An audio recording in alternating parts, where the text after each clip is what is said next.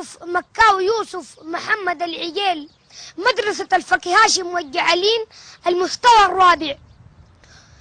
ألقي على مسامعكم هذه القصيدة تضامنا مع إخواننا في غزة وفي فلسطين التي اغتصبها اليهود والنصارى عليهم السام واللعن، إخوة القردة والخنازير، وباءوا بغضب من الله. أكان صحيح العزة فينا، تبقى غزة تمام أملنا، ومهما طال الجرح فينا وبكرة يبرأ يا وطننا.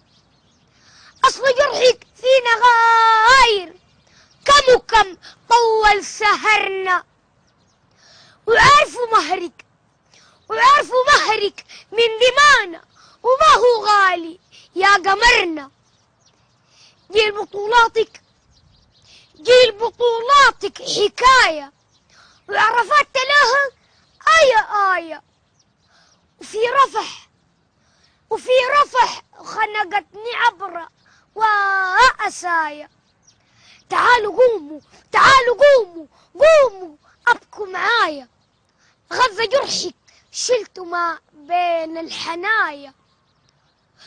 ولو ده حالك في البداية، قولوا لي كيف تبقى النهاية. إني أشجب ولا نهتف، عمره ما كان دي الحلول. بس تعالوا نلم عربنا وليها نرحل بالطبول. غزة جرحك في نباقي، وليلي داك أصبح مطول.